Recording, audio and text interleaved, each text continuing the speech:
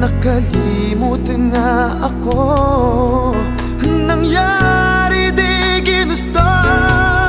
Ako pa ba'y kayang yakapin ang init ng halik sa